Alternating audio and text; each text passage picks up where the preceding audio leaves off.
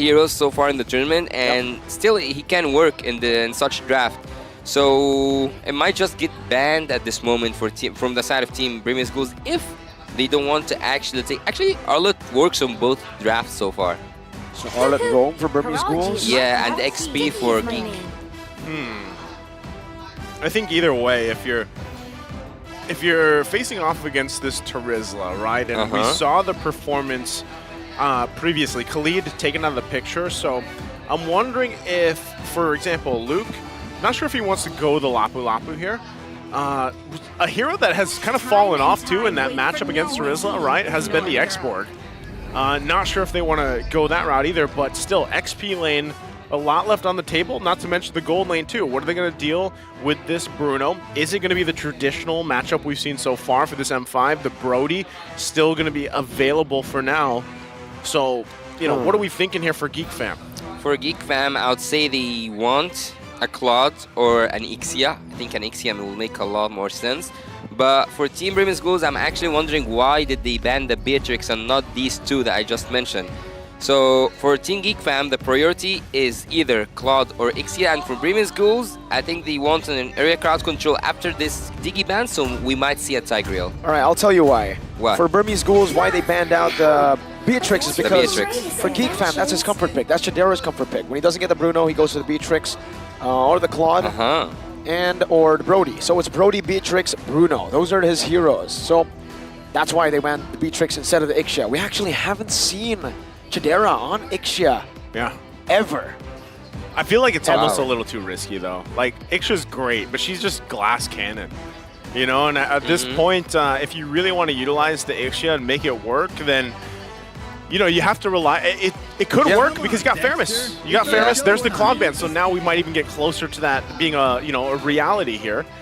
Faramis is going to help you protect that Ixia a little bit more. You have a Minoi and Fury to set up into the full barrage. But again, really, I feel like just naturally, Ixia's kind of a gamble, right? It's one of those heroes that you really have to take care of. And that's the gold lane already, man. You have to give them the gold lane experience to shine later on. Bruno just does that a little bit easier. So the answer right now, I mentioned this earlier, Lapu Lapu's going to be picked up again for Luke, playing into that Terizla here. Maybe Coach Lin Daddy is actually forcing Kadera or like putting him into taking the Ixia, because you said, Marikora, just now that you haven't, based on your own experience, you haven't seen Kadera play the Ixia, right? The beat of the flash. Yes. I think that would be a solid option to go for, right? Just ban all of his heroes, which they are doing right now with the Beatrix, Claude, and the Bruno pickup. But I think it's more so to force the Brody out. The Brody will be punished by this comp a bit more than the Ixia, per se, right? I mean, technically, now with the Joy pick, both are pretty bad, right? Both can get countered here. The Ixia can get dove, the Brody can get stopped by the penalty zone, and Burmese Ghouls, they go for the Ruby. They went with it again. It's a comfort pick. Might as well. It worked in game 2. Let's try to make it work in game 3. What's going to be the final pick, though? Safest choice, Irithyll. Irithyll, wow. Has to be, right? Yeah. Safest choice. We haven't seen her pop up too much. I've been Oh, that's a risky pick there. There's no Adet this time. Yeah, against the Joy. Yeah, right? against the Joy. And the Ruby. You're not really like a super long range marksman. And that Terizla, though. And you're, the Terizla actually not bad, because you're going to bring the Purify. I was going to say, but you have the Purify but for only so long, and then you've got multiple things of CC being thrown at you if you're the carry. Yasu, how's this looking? In just a second, we'll see the breakdown for these lineups for both these teams. Things falling into place here. But so far, off the two drafts, how do you feel? Which one are you leaning more towards? I feel more comfortable in terms of the execution for the draft for Team Burmese Ghouls, actually. Because they have the crowd control, the air crowd control. Not just that, they have the Bruno, the Snowball, all the game. And not just that, they have the Joy that has proven its worth all around the tournament, because not just of the mobility, also because of the immunity, and not just that, they're trying beats. Reaching those backlines will be lethal at some point. Let's see. We'll find out. Once again, jumping into the land of dawn. It's game number 3 here. It's 1-1 between Burmese Ghouls and Geek Fam. Interesting lineups once again coming to play. We'll see how they execute it this time around. Who gets the momentum built this time? Also, Marky for game number 3. Yes, it's still Guinevere, but a little more action-oriented this time around compared to the last 2 picks that he was drafting against a Joy who has been dominant so far throughout M5. Once again, things fall into place. And this is where it gets kind of concerning for the side of Geek Fam. Why? Because they actually hesitated to pick up the Guinevere. In game number 2, Guinevere was wide open. They went for the Bruno instead. What does that say? That tells you that maybe Marky isn't too comfortable on this hero, right? It is him just finally, his very early stages of adjusting to the jungle. But wait a minute, in the mid lane. Boy, needs to be careful. Nico's just jumping in. Boy, still able to flicker out, but it's a flicker burnt down. Let's see. What do you think? Is it hard to pull off Guinevere? I think, Guinevere in a way, especially in the jungle, is, it takes a little finesse, I feel like, for the most part, right? Spatial migration is work. It is very strong. Violent Requiem too, but, for the most part, you've got to be able to find your own setups or follow-throughs. And, yeah, you got to be able to pull it off properly alongside the rest of the roster you have here. Now, I think that's why, once again, you kind of cover that, right? You have a Netherrealm and you have this Minotaur here in Beloyski. So the layering should work in favor of Marky, but still, when it comes down to the actual objective takes, the actual objective fights here, the dance changes, right, from what we've seen from the previous 2 games, especially when you're talking about a Joy versus a Guinevere. So they're going to be very reliant on their teams also to kind of set those up for success as that turtle does spawn. Both teams are working at these level 4s as soon as possible. Luke now has it, a boy just nearly there. But that's it. Marky just going to go for it. And it does seem like Burmese Ghouls don't want to contest at all. Marky finds it for free. Beloyski now needs to be careful. Minos Fury and a flicker to the back. Marky with a follow-up finds first a blood. Netherrealm going to be popped in by both Lina and a boy right now as Beloyski gets taken low, but still going to be able to survive for a bit until Shadow smacks him with a hammer. But now it's a spatial migration. Marky's 1 HP, gets the damage done before he gets taken down, and BlinkX gets brought back in the end. 3 for 2. That was actually a really messy fight right there. I wouldn't say that any one of, both of them actually won the fight 2-2, and also the turtle, even though I would say that Nico was forced to use his retribution just to get that purple buff. And speaking of Marky, actually, in a matter of 3 games, he have tried 3 different utility jungling heroes. At the first game, we have seen him on the Baxia, and then on the Akai, and now on the Guinevere. So it's a really huge challenge for Marky, and I actually don't know about the hesitation that you pulled off, that maybe he hesitated and taken that Guinevere earlier on, but let's see. Oh boy, gotta be careful. Flickers out, but Nico electrifies him with the beats. Yeah, that's what's scary about it, right? The Joy is going to be picked up, and this is usually contested for a reason or banned out. The damage this early on, 3.5 minutes in, has to be respected already. And, given the way that if you look at the previous game, Burmese Ghouls, they didn't get any of the turtles, right, in the previous one. But they were okay with that because they set things up to get to a point where then they could contest the Lords. And I feel like that might be a similar situation here. Nico. Battle for the purple. He steals it. Spatial migration canceled. Netherrealm giving him some HP. Oh, the pullback from BlinkX all the way to the turret. That actually ends up saving Marky as he found the angle to jump out with the clone, and Geek Fam get out. They get a win too. They stole away the purple buff. That purple buff being stolen and the levels going for the favor of Marky, but looking at the emblems a while ago, Bantina going for a really good approach when it comes to the penetration, and also the Bruno wanting to rely on himself when it comes to laning phase, taking that tanky approach and also buying the Has Claws as fast as possible. Hey. What happened? No, I'm just saying hey because it All seems right. like Luke is saying hey to Shadow. Yep. Don't get too far across the lane. I'm gonna smack you. Just waving his swords around for now. Turtle going to be up, though. So Geek Fam in position. Burmese Ghouls wants a response. A fight across the map. Up top, they wanted to go for the engage. A boy able to disengage from this one. Blink that's X. far. They don't have a flicker, man, and he is caught in the midst of it all. Don't run, Wolf King. Good one. Now they're having a penalty zone. Out to 3. Locking him down for now, but Luke is able to bring out the Bravest Spider. A boy, 1 HP, now gets smacked down by Shadow. But it's a turn. It's an exchange. Chidera rotating from the top side, or the bottom lane, perhaps. Now, what? Just jumped to his demise. The Burmese Ghouls capitalize, and Stitch find a turret as well. Man, that response, just to go for the mid turret, put the damage. Chidera comes up, finds his death, and now Nico also going to take the purple buff. So they didn't care about the turtle. Again, Wait, they might just want to give it up. They might want to go for it too. Remember, Nico didn't use his retribution, but nah, He's it's going to be fine. bursted out. A bit too fast unless Shadow gets a cheeky steal. Oh, Ooh. my goodness. If he would have got that. That was close, but Beloyski. In his fury, this time Blink X. There's no way he escapes that. He's been escaping out of a lot of things. Luke, try to go for a flicker play. Didn't quite find Stitch there. All right, taking a quick look at the items here. Yasu, how's it looking? It's looking actually pretty good when it comes to Bruno and his farming.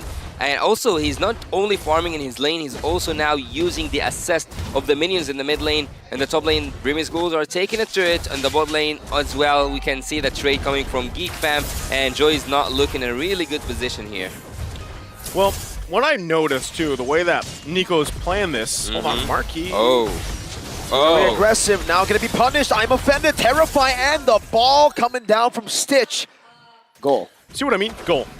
Go. That's, at that point, that's what I mean by it takes a little finesse to make the Guinevere work, right, for the most part. Right. But with that, going back to what I was saying earlier, Nico, for the most part, for this Joy jungle, it seems like a lot of times he's just going to try to farm up as fast as possible, get the items that he needs to win some of these team fights later on, whether that's getting an automatic kill against Geek Fam leading into these objectives, you know, or how they play around that. That's really up to Nico, but so far he's kind of just gone as, let me just ignore these turtles for now, but in the mid lane. Luke wants to ignore everything, but gets caught in a lot of damage. He dives in deep, but Stitch finds a worldie. Luke is 1 HP, and Shadow demolishes him with the penalty zone. As Stitch buys the Berserker's Fury. Is that the power spike they were waiting for to finally take control of the game? To just dictate the game. Just getting that position they're going to be looking for. Holy Crystal now being picked up by Nico. Shadow going to get dragged. Still trying to work on this mid lane turret. Oh, nice hook. Got Goes in. Requiem. Ooh, that still was gets out. close. Still gets That out. was close. A bit too close for comfort. Yeah. So with that, they might actually go ahead and just try to take this turtle. But as you see, Nico not even a part of this right now. Still working on his buff, the orange buff. Going to go ahead and grab that. Marky doing the same. Both teams getting in position. But this time around, Chidera's not part of this fight. No. So it's just going to be Turtle now going to the hands of Burmese Ghouls. They've garnered themselves a 3K gold lead up to this point. Very decisive once again in a lot of these decisions they're making throughout the course of this game. Geek Fam has to answer them, finding their own. And again, item checks here, Yasu. How's it looking with that almost 2-5 now ahead? Well, I'll tell you about the items, but just after I tell you this point, Team Burmese Ghouls, the only difference between them and Team Geek Fam is that after each team fight, Team Burmese Ghouls actually take an objective after it. So let's say, for example, if Team Burmese Ghouls wins a team fight, they go for a turret. If Burmese Ghouls wins a team fight, they go for a jungle invade. But for Geek Fam, they are not doing that at all. The scariest thing I saw from the items here, aside from, you know, that point you just made, is the fact that Nico has that Holy Crystal, has the Genius Wand. If he just causes havoc, reducing that magic resistance from Geek Fam, and then here comes Lena popping in with the Valentina, it's going to be quite a bit of damage to deal with for Geek Fam, and they're not necessarily where they need to be defensively yet. It's still early on, right? So as these team fights unfold, that's where you kind of have to rely on the kits of these heroes that you've drafted. Beloyski even taking quite a bit of harassment. Yes, he's going to be able to heal back up, motivational roar and everything else, but still, that's the plan for Burmese Ghouls as they go through this. Looking at the damage dealt, though, you can already see things once again favoring Burmese Ghouls. Stitch there on top. Team Geek Fam actually at this point, they are looking for a really perfect setup to find an opening for Kadera to go in, because it's so hard to set up for a hero like the carry. But looking here, Shadow is waiting. Penalty zone onto Chidera, still able to kite away, and he bursts him down. Shadow did that for the tier 2. Now, we'll see if that's going to be worth it here, as Burmese Ghouls were actually able to find another objective up top. So it ends up being completely worth it. 1 kill for 2 turrets. Yeah, macro level. Burmese Ghouls is just on point so far. With Shadow gone, though, for another 8 seconds or so, they're going to have to wait. Probably stall out the Lord the best they can against Geek Fam. Given the situation, Chidera still planting the bottom side, waiting there. Now Shadow going to make his way for this. We'll see. Geek Fam, once again, do they actually want to pull the go on this, given the situation? Being 3K down here, it is going to go ahead and reset. So neither team wants to commit just yet, unless Burmese Ghouls decides to give it a go. Still a lot of this too. Nico waiting patiently. Oh, Carries in the bottom lane. Beloyski gets pulled down with I'm offended. Marky now trying to run away, but he's get caught in the wall, and he falls.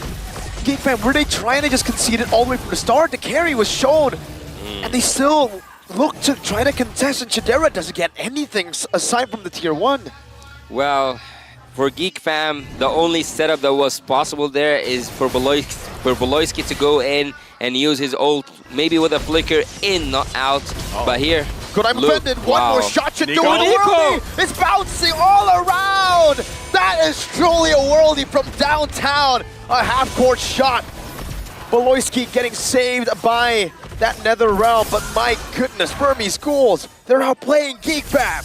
I say this is a different Burmese Ghouls from what we saw from the group stage. Wow. You know, yes, I know they made a little bit of a change there, but still the game plan that they're approaching this with is just showing that it's working, right? The synergy between them, the shot calls, the way that it's unfolding here, it's a refined Burmese Ghouls from the group stage right now with this Lord top side making its way. Geek Fam, full force though, should be able to defend against it. It is rather quick to deal with. We'll see how they hold on to it. Shield's gonna go. Electrifying beats just jamming in the back line of Geek Fam, in the base of Geek Fam. Oh, there's a conceal here by Blink, but he's not committing to it. Gonna be happy with that mid turret going down 2 already. Once again, early Lord taking down these 2 turrets. Oh! I'm offended. Onto the penalty zone, the combo. And you can see the Nether Realm isn't even going to be used up. A boy died before he could use anything. Chidera finds a kill back onto Shadow, but just like Stitch, sliding tackle forward. What was that? Now the turnaround onto Blink X, a triple kill should happen for Chidera, and he does find a triple kill to redeem himself from game number 2. But what the heck was that? Stitch was what happened? He didn't have to go forward. No, he didn't. Well, that gives a triple to Chidera, man, on this carry who has been waiting for a moment to shine and pull through, and now that was probably it.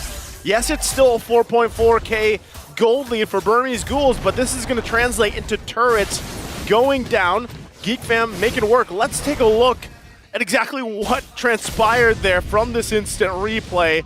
Once again, presented to you by Kadia. Look at this. Pay attention. That's actually after he had slid forward. And then they just capitalize on it. Man, tough for Burmese Ghouls there going into the base. We talked about this even before in the series with a lead that they had, and it slipped through their fingers. If they continue to play like that, do those kind of mistakes, Geek Fam will punish them.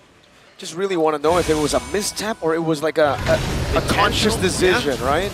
Like, go for it. Maybe he got overcarried by the damage he can deal. And also Kadira, as I told you, he needs just one opening, and Geek Fam at this point, they are all about the counter engage and not about the initiation themselves. So Beloyski actually needs to respond whenever Shadow or Nico goes in and try to go for these risky gameplays. But now they are dancing with the Lord, and there's a possibility to contest. They just gotta give it up. Yeah, Marky's completely zoned away, pops into Valor Requiem in desperation. Beloyski gets a good knock-up, but the penalty zone locks him down. It is Fury knocking a Stitch up. Luke going in, the Purify's not there. Chidera! Into the back, able to find Stitch. Nico not popping electrifying beats in time, and Blink X will lose his life. Run down by the legs of Geek Fam. A boy takes the kill, and Geek Fam, is this their ticket back? Again, very similar to what we were just talking about. Geek Fam knows how to punish here. Burmese Ghouls look like they should have won that fight. They did get the Lord. So right now, Geek Fam has to be on the defense, working around it. But down 2 members, what will this result in for Burmese Ghouls? Geek Fam still keeping it together here. Well, for a boy right now, once he got the Holy Crystal, now he can deal a decent amount of damage. He can use the groupings that Team Burmese Ghouls can actually do, but Kadira can also find his way through with this damage, with the true damage that he can deal to these tanky heroes. And if you look at Burmese Ghouls side, you will find Shadow, Blink, and not just that, Nico at some point cannot deal with the damage output that Carry can actually do. Look at the damage dealt here. You will see that Stitch is sitting there on the top, but again, right now, when you look at Team Burmese Ghouls, they are not actually setting up anything for Stitch at this moment, and he got over carried by his damage, and this is where you face the consequences of your actions. Team Burmese Ghouls, after being in the driver's seat, as we say, they are now afraid of the counter engage that Beloyski can pull off. Beloyski at this moment is the turning point for Team Geek Fam to get into the game, and not just that, to finish it all off. We'll see if they're able to do it. Once again, you saw the damage meters there. Burmese Ghouls doing an amazing job. Shadow also top there for the damage. Has been on point for a lot of these setups. So Geek Fam, you know, they've slowly whittled down that gold lead that was in favor of Burmese Ghouls. But here's the thing. The reality of it all, as that Flash of the Oasis is picked up by Beloyski, which will help them, they still have to manage this base. It's fully exposed, right? That's the advantage that Burmese Ghouls has right now as they wait patiently for this Lord to come up. Because at that point, they know, okay, Geek Fam, you got to respond to us. Either join us for the dance, manage your waves, manage the base, maybe possibly split them up. So, Burmese Ghouls, even given that situation, if they get displaced themselves, if they get set up upon, are not able to deal with their Netherrealm, the Minoan Fury, that type of setup potential, they could lose another fight, which would just heavily swing things in favor of Geek Fam if they secure this Lord in 10 seconds. And speaking of that possibility, actually, for Geek Fam, if they win one more fight, it's actually enough for them to finish the game, because having the minions in this period of time, like 17 minutes into the game, you can actually tunnel through any lane that you choose, and you have an advantage into. They're gonna go for it here, Geek Fam. They've got the information. Oh, Shadow! Marty's gonna be zoned away. Beloyski jumps into the midst of it all with the Minions Fury, but is unable to find much. Now the rest of the team caught in the I'm offended. Blink X finds a big play, but now Chidera's free hitting in the back. Nico jumps in with the Electron fighting beats. Marky gonna lose his life as he pops into Violent Requiem in desperation. Chidera terrified and taken down. The Burmese Ghouls come alive once again in the 17th minute of the game. A boy and Luke are going to be alive here. Burmese Ghouls, though, alongside the Lord, are going to run it down mid. All the way, they're looking to end game number 2. Luke with a desperate flicker forward, not even taking Lina down. That's a killing spree for Stitch and Nico as they take us to match point for the Burmese Ghouls. The Burmese Ghouls once again come out swinging, won't let it slip through the hands this time as they get to match point against Geek Fam here with another decisive match against the team from Indonesia. How will the adjustments be made? But so far, what a performance from both of these teams. Burmese Ghouls, though, coming out on top. Burmese Ghouls at this moment, they are rising from the ashes. They are appreciating this second chance and using it to its full. Right now, they are on the road, and right now,